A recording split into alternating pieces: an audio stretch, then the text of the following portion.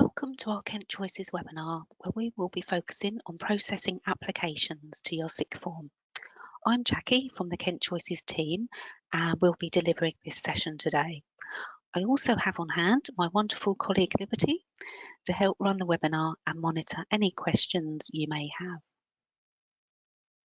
If you do have any questions, just type them in the questions box and we will aim to answer them as we go through or at the end. In our previous training session, we covered all of these tasks to ensure that your sixth form was ready to receive applications. If you missed this, don't worry, you can find all the quick videos or paper guides in the resources section of the KentChoices Learner site. Just select Teacher Educator in the filter box to the left. Guides covering today's session are already in here too. And if you need any additional help completing tasks, we can offer support over the phone. Although apologies if you haven't been able to get through to us recently, we've been a bit short-staffed. However, Alice has just joined the team and is settling in really well, so hopefully normal service will be resumed soon. You can find our contact details at the end of this presentation, or you can always contact us using the Get in Touch form on the KentChoices Learners site. So in this session today, we're going to be learning about the new features on the home dashboard and hopefully everything you need to know about processing applications. This will include how to set up templates, enabling you to process applications quickly, process applications, and all the different statuses available. You'll be able to amend applications after they've been sent, such as adding, deleting, or reordering course preferences for learners. And also you'll be able to view messages and learn how to reply. And also run reports and know where to find other useful data. And finally, I'm going to give you a much welcome update on applications that have been withdrawn by learners. I thought it might be worth showing you the KentChoices calendar again, which gives a quick overview of tasks that need to be completed throughout the year. Sixth form's actions are shaded blue, and if you'd like a copy, just email kentchoices@theeducationpeople.org. Now applications are open, it's just a matter of processing these and turning your applications off if needed and ensuring that the bulk of your offers are made by the end of March. And if you want to close your applications before the end of the academic year, remember to switch them off by selecting Details in the Providers menu and clicking on Application Settings, and then changing Accept Online Applications from Yes to No, and clicking Update to confirm. There is a video guide on this in the resources section if needed. So all of the training today will be carried out on the admin site of KentChoices, which is admin.eprospectus.co.uk, and in the providers section of the site. If you don't have access to this area, just email or call us and we can get this set up for you. Before I show you how to process applications, I thought I would tell you a bit about the improvements to your home dashboard. So to access this section, just click on Home. This is much better and more interactive this year, as you can now see at a glance the number of applications you've received and a graph showing you how many applications each month, your top 5 course choices, and the top 5 schools where learners are applying to you from. Previously, you would have needed to run separate reports to find this information, so I think it's really handy to see a quick snapshot here. And if you scroll down the page, you can see a pie chart showing an analysis of the current statuses of these. And further down the same page, there's an overview of other useful information, such as the number of live courses you have, new applications, and other information. What I really like about this part of the page is that all of these are fully interactive. So if you click on any of the numbers in this section, they will take you direct to that part of the site.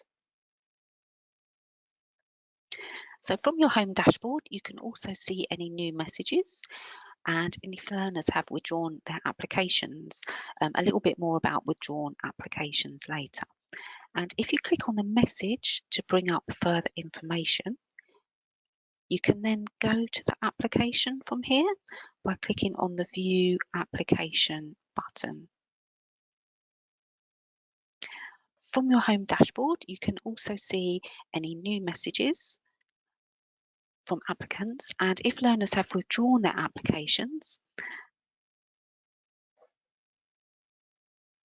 and you can either reply to the message using the message button here or reply straight from the home dashboard.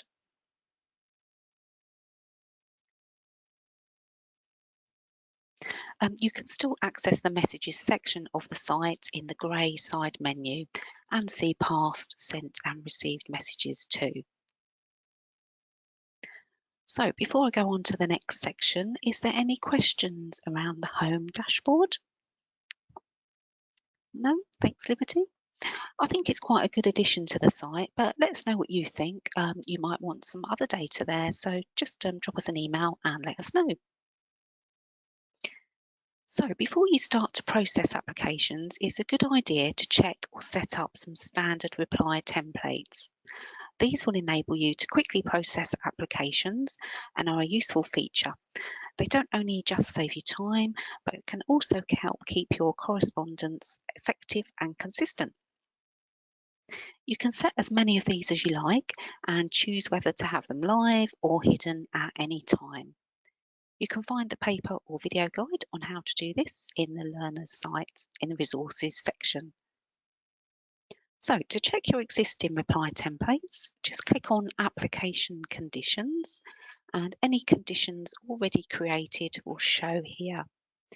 You can review or edit these by clicking on the green pencil icon.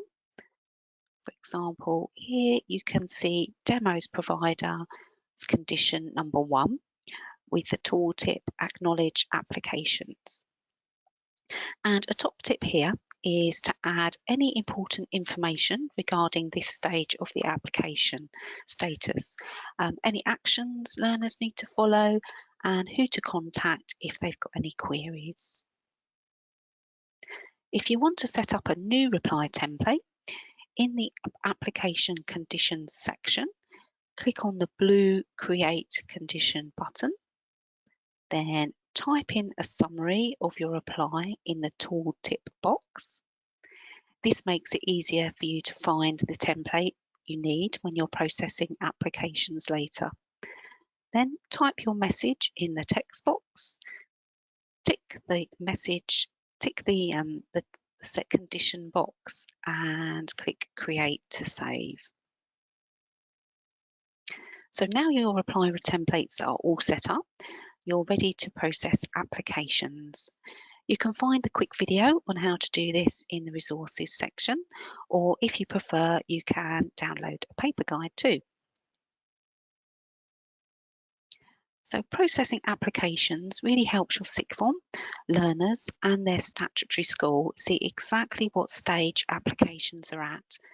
And where you can add your own information to each status, you can communicate effectively with learners and ensuring they know what needs doing, when, and who to contact if they've got any queries. There's also a clear audit trail of any activity in the status log, along with any messages sent or received, and they also include a date and time stamp. There's 27 status options available, and they enable you to record every step of the application from sent to enrolled. How many of these you use is completely up to you and your sixth form, although we recommend you use at least 2. the acknowledged and conditional offer. I've noticed this year so far, schools are using the statuses a lot more already, as it's a really good way of managing applications.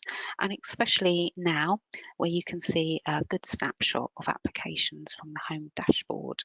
There's a quick example there. Although where it's quite early in the application window, not many different statuses have been used so far. So to process applications, click on Applications to see all the applications to your SICK form. The latest sent ones will show at the top. However, if you're looking for a particular application, you can use the search boxes to search by name, course, status, etc. And you can even sort these by using the arrows for each of the individual categories. For example, by surname or date sent. And to process, simply select the application or applications you want to process by ticking the box. And now click on the orange Process button. Tick the radio button for processed selected applications only. Now select the new status you would like to update the application or applications to from the drop-down menu. Select your preset reply and click Update to confirm. So by default, the Send Notification box is ticked so that every time you update a status, the learner is sent an alert to the email address they registered to say there has been an update to their application. And then they just need to log on to their KentChoices account for further information. But if you want to, you can untick this box. So hopefully you can see that the application status has changed from acknowledged to conditional offer. So that was just a quick demonstration. Hopefully you can see that's quite straightforward. But does anybody have any questions around processing applications? There's no questions that appeared in the box, Jackie. Oh, thanks, Liberty. Perfect, we'll go on to the next bit. So another useful feature this year, and quite new addition, is now you can amend applications after they've been sent. So for example, you can change their course subject, you can add or delete courses, or even reorder preferences of these. It's particularly beneficial as can reduce correspondence and gives you an instant updated version of what learners will be studying with you, which can help you plan more accurately for September. So to amend applicants' course choices after they've sent their application, select the learner by clicking on the orange box when in Applications. Their application will then open in full. Click on the Courses tab to see what courses they have applied for. And to add extra courses, just click the Add Course button. Select the course to be added from the New Course drop-down menu and enter as much information as you can about why this new course is being added. And click Add to confirm. The course has now been added to the application. To delete a course, simply click the red cross. Again, enter a reason for the removal of the course in the text box and click Delete to confirm. If the learner wants to reorder their preferences, simply remove and add their course choices in the correct order. Has anyone got any questions around amending course choices? Yes, sorry, Jackie, there was a question I think from the previous section that's just come up, asking, can I acknowledge all applications so far in one go? Of course, there is a bulk option. So all you can do is tick, you just filter by acknowledged or sent, whichever ones you want to process. And in the left-hand side, there's a little tick box. So you just tick all the ones you want to select and you can process them all together. Perfect. Any more? No other questions at the moment, Jackie. No. Lovely.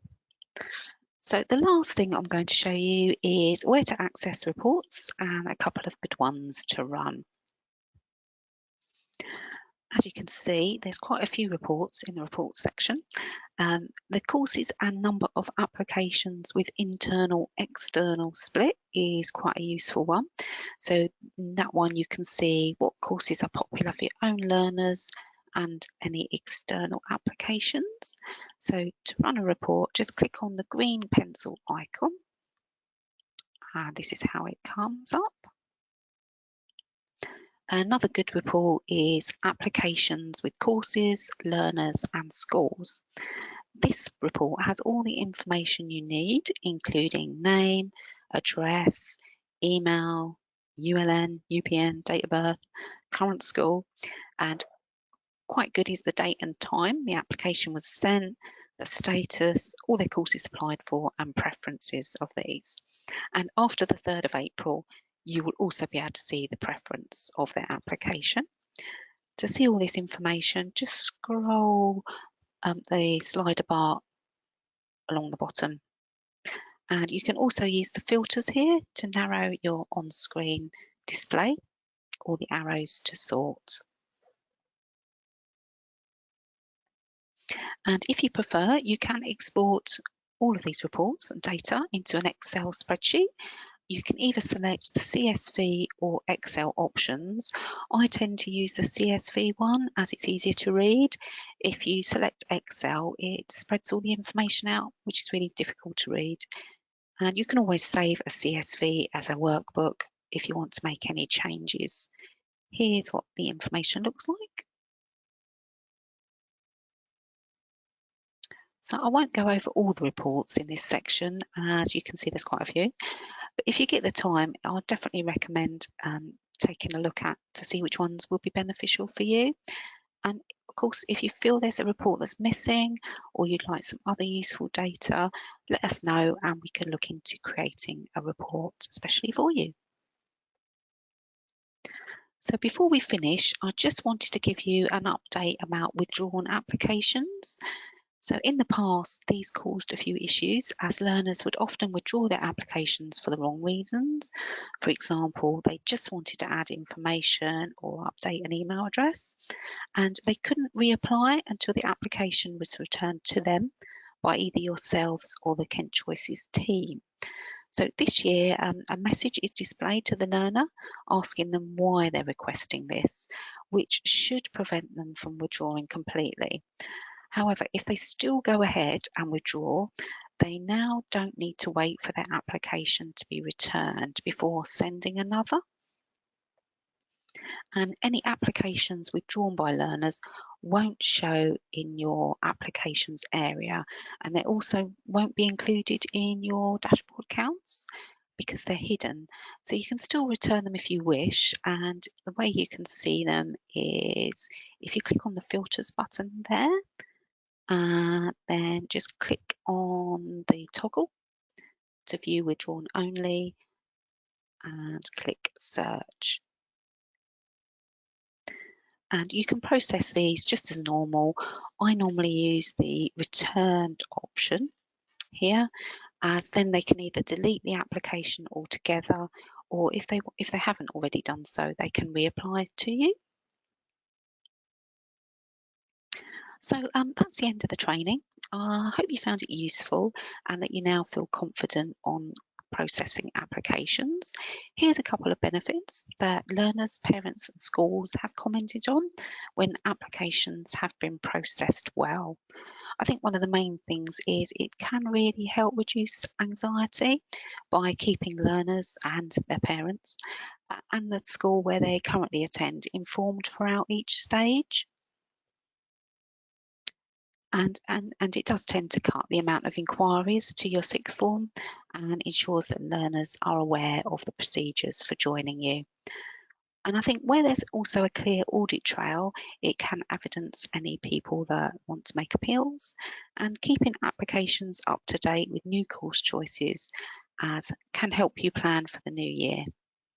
And I think with the addition of the new dashboards, you can see a quick overview of activity for your sixth form, which is obviously a good thing to have. So a couple of things we are thinking about doing in the future, and would welcome any comments on these. We're thinking about having a monthly Q&A drop-in sessions. So let us know if you think they'd be useful, and if they do, if they are, what times would be best for you guys? Because I know you've got other commitments, so let us know what times would be best for you. And we're also thinking of having a KentChoices consultation where we're going to be holding this face-to-face with a software developer, and that will give you the chance to voice your opinions on the site as well. So if you want to take part in any of those, just email us your comments and whether you want to join the mailing list about the events and which one you would like to participate in. So that's it for today. Before I close the webinar, are there any final questions? Yes, there is a question. Would we be able to see preference of schools before March, and is there a reason for this? It's something we've always done, actually. We've always made it the 1st of April. I think that's because it makes it fairer for everybody involved, because sometimes we don't want schools to make offers based on how young people have preferenced their offers, their applications, sorry. And there's just a couple of comments about the drop-in sessions, which we'll obviously have a look at once we finish the webinar. Yes, perfect. Okay, well, that's it for today then, and thanks for joining. Please don't hesitate to get in touch with us if you need any assistance doing any of the tasks, and enjoy the rest of your day.